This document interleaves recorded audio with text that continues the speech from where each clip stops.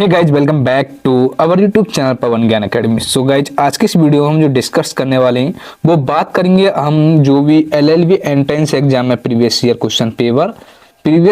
Question paper उसके बारे में बात करेंगे। जो भी लीगल एप्टीट्यूड से जो भी आपके इंपॉर्टेंट क्वेश्चन बन रहे हैं आपके उनसे रिलेटेड, क्योंकि मैंने काफ़ी सारी वीडियो बना रखी हैं आपकी हिंदी से रिलेटेड बना रखी हैं, आपकी पॉलिटी एंड जनरल अवेयरनेस से बना रखे हैं। लेकिन आज के इस वीडियो में डिस्कस करेंगे लीगल एप्टीट्यूड के जो मोस्ट इंपॉर्टेंट क्वेश्चन है जो आपके लॉ एंट्रेंस एग्जाम में पूछे जाते हैं उनके बारे में बात करेंगे। बेसिकली ये प्रीवियस ईयर क्वेश्चन पेपर है, ये आपका एलएलबी का।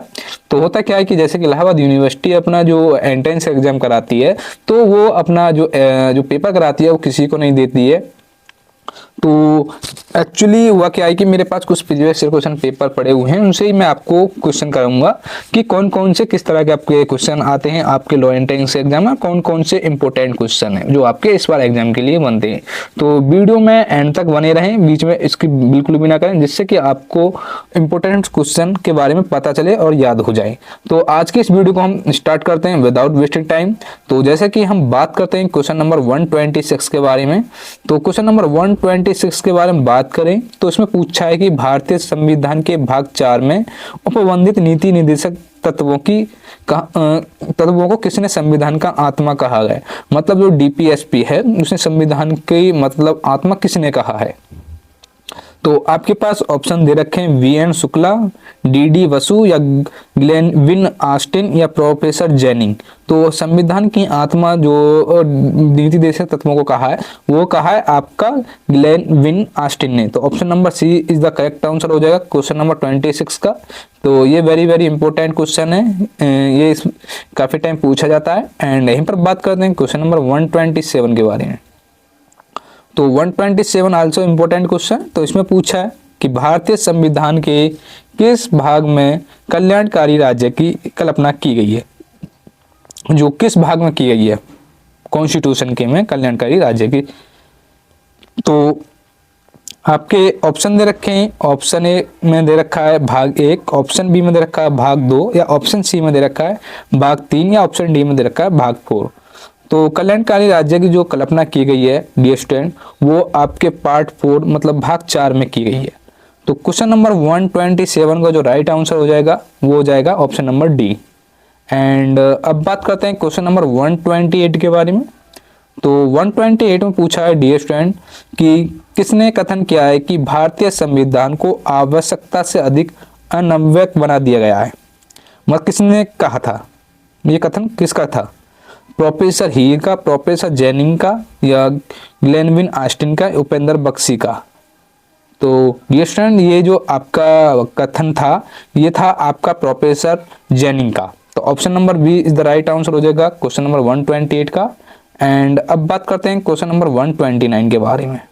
तो थोड़ा सा हाँ इसका जूम कर लेते हैं। एंड हाँ क्वेश्चन नंबर 129 इतना ही ठीक है। हाँ तो बात करते हैं क्वेश्चन नंबर 129 के बारे में। तो इसमें पूछा है कि निम्न में से किस बात में सर्वोच्च न्यायालय ने उत्तराधिकारी अधिनियम 1925 की धारा 128 को विवेककारी होने के कारण असंवैधानिक घोषित कर दिया गया। तो ये आपका लीगल का क्वेश्चन है। तो इसमें पूछा है, ये क्वेश्चन दिया है एंड इसमें ऑप्शन दे रखे हैं आपके जॉन ब्लॉमटोम बनाम भारत संघ, एंड ऑप्शन बी में देखा जावेद बनाम हरियाणा राज्य, ऑप्शन सी में देखा गोपिका रंजन चौधरी बनाम संघ, ऑप्शन डी में देखा प्रवीण सिंह बनाम पंजाब राज्य स्टेट। तो ये वेरी वेरी इंपॉर्टेंट क्वेश्चन है, यानी आप रिसेंटली जो केसेस हुए हैं उन्हें जरूर याद करके जाएं, क्योंकि उसमें से आपके एक आध केसेस फंस सकते हैं। तो बेसिकली उसके ऊपर मैं एक स्पेशल वीडियो बना दूंगा। तो इसका जो राइट आंसर है कि बाद में सर्वोच्च न्यायालय अधिनियम 1925 की धारा 118 के विवेककारी होने के कारण असंवैधानिक घोषित कर दिया। कौन से केस में किया था, ये किया था आपका जॉन ब्लॉमटोम भारत संघ ने। Option number A is the right answer हो जाएगा क्वेश्चन नंबर 129 का। एंड अब बात करते हैं क्वेश्चन नंबर 130 के बारे में। तो क्वेश्चन नंबर 130 भी इंपॉर्टेंट है। तो उसमें पूछा है कि 130 में कि संविधान के अनुच्छेद 19 के फर्स्ट के घ द्वारा गारंटीकृत संचरण की स्वतंत्रता के मूल अधिकार पर किस आधार पर युक्तियुक्त निवर्धन लगाया जा सकता है। आपके पास ऑप्शन दे रखे हैं साधारण जनता के हित में, ऑप्शन बी दे रखे हैं किसी अनुसूचित जनजाति के हित के संरक्षण के लिए, ऑप्शन सी दे रखा है साधारण जनता के हित में तथा किसी अनुसूचित जनजाति के संरक्षण के लिए, या ऑप्शन डी में दे रखा है राज्य की एकता तथा अखंडता के हित के लिए। What is the correct answer question number 130? So dear right answer option number C, साधारण जनता के हित में तथा किसी अनुसूचित जनजाति के संरक्षण के लिए। तो option number C is the right answer हो जाए क्वेश्चन 130 का। एंड अब बात करते हैं क्वेश्चन नंबर 131 के बारे में। तो 131 is the very very important question, क्योंकि ये काफी टाइम आपकी लॉ एंट्रेंस एग्जाम में पूछा गया है एंड ये इस बार आपके आने की पॉसिबिलिटी है इस क्वेश्चन की। तो इसमें पूछा है कि धन विधेयक किसकी सिफारिश के बिना लोकसभा में प्रस्तावित नहीं किया जा सकता है। तो आपके पास ऑप्शन दे रखे हैं प्रधानमंत्री, ऑप्शन बी में दे रखा राष्ट्रपति, ऑप्शन सी में दे रखा उपराष्ट्रपति, ऑप्शन डी में दे रखा लोकसभा अध्यक्ष। जो दो धन विधेयक है ये बिना राष्ट्रपति की सिफारिश की लोकसभा में प्रस्ताव नहीं किया जा सकता है। तो इसलिए option number B is the correct answer हो जाएगा क्वेश्चन नंबर 131 का। एंड बात करते हैं क्वेश्चन नंबर 132 के बारे में। सो क्वेश्चन नंबर 132 में पूछा है कि समवर्ती सूची में कुल कितने विषय हैं। आपके पास ऑप्शन दे रखे हैं, option A 97 subject, option B में दे रखा 61 विषय एंड ऑप्शन सी में दे रखा 52 विषय या ऑप्शन डी में दे रखा 64 विषय। तो ये वेरी वेरी इजी क्वेश्चन है क्वेश्चन नंबर 132, क्योंकि जो समवर्ती कॉन्क्रेंट लिस्ट है उसमें कुल जो सब्जेक्ट विषय दे रखे हैं वो 52 दे रखे हैं। तो option number B is the right option question number 132 का। एंड क्वेश्चन नंबर 133 के बारे में बात करें तो इसमें पूछा है कि भारतीय संविधान के किस अनुच्छेद में वित्तीय आपात के बारे में प्रावधान किया गया है। आपके पास ऑप्शन दे रखे हैं, ऑप्शन ए में अनुच्छेद 352, ऑप्शन बी में अनुच्छेद 356, ऑप्शन सी में अनुच्छेद 360 या ऑप्शन डी में अनुच्छेद 355। What is the correct answer? किस अनुच्छेद में वित्तीय आपात के बारे में प्रावधान किया गया है। तो ये भी वेरी वेरी इंपॉर्टेंट क्वेश्चन है, काफी टाइम आपके एग्जाम में पूछा गया है। तो जो वित्तीय आपात के बारे में जो प्रावधान है वो आपके आर्टिकल 360 में है, 360 में। तो option number C is the correct answer हो जाएगा क्वेश्चन नंबर 133 का। एंड अब बात करते हैं क्वेश्चन नंबर 134 के बारे में।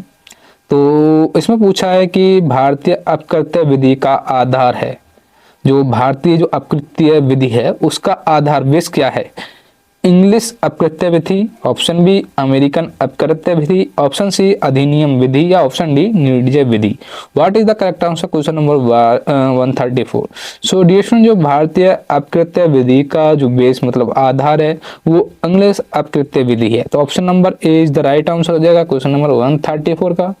एंड अब वहीं पर बात करते हैं क्वेश्चन नंबर 135 के बारे में।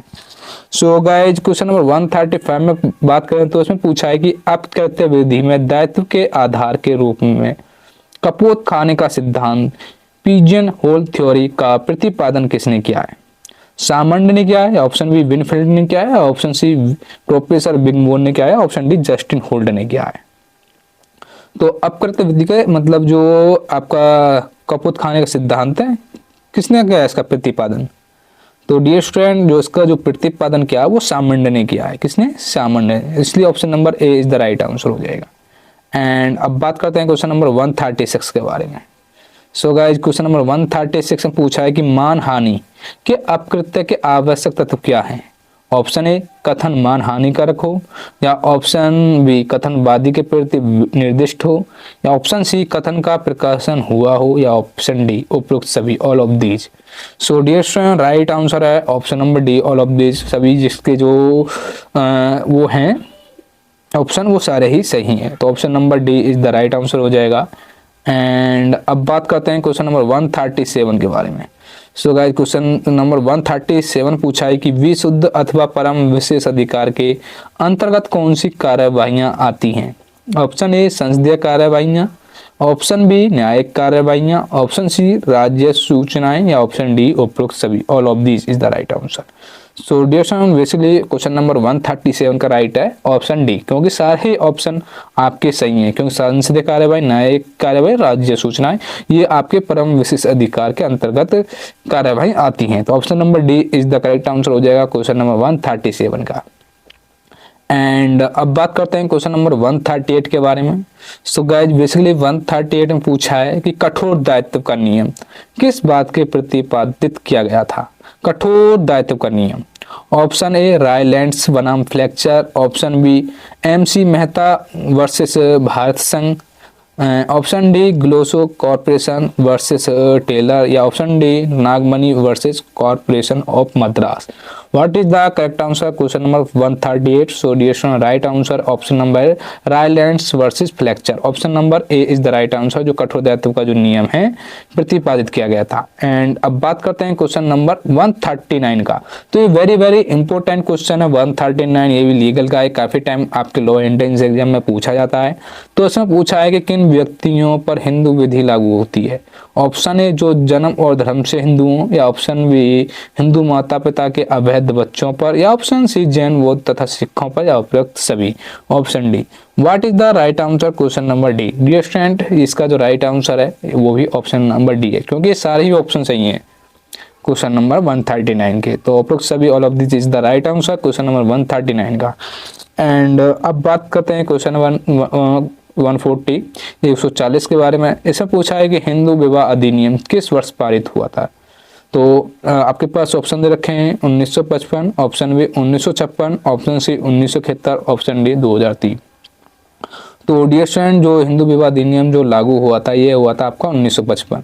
जब आप लॉ एंट्रेंस मतलब लॉ की डिग्री कंप्लीट करने के बाद ये जब इन सबको पढ़ेंगे ये सारे के सारे आपके केसेस लड़ने में काम आते हैं कि हिंदू विवाह अधिनियम 1955 के तहत ये मतलब पिटीशन याचिका ये सब मतलब आपकी ये किताबी जो ज्ञान है ना इनको आप सही तरह से पढ़िए, क्योंकि जब आप लॉ कंप्लीट करेंगे तो ये सारे के सारे मतलब वहाँ पे आपको प्रैक्टिस के दौरान सभी इसी तरीका के केसेस आपके पास आएंगे, क्योंकि आप लॉ कर किस लिए एक एडवोकेट बनने के लिए।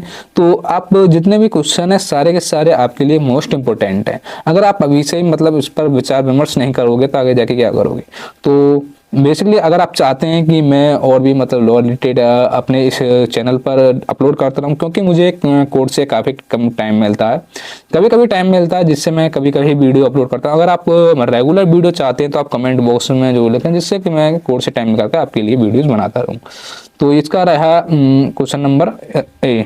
एंड अब बात करते हैं क्वेश्चन नंबर हम 141 के बारे में।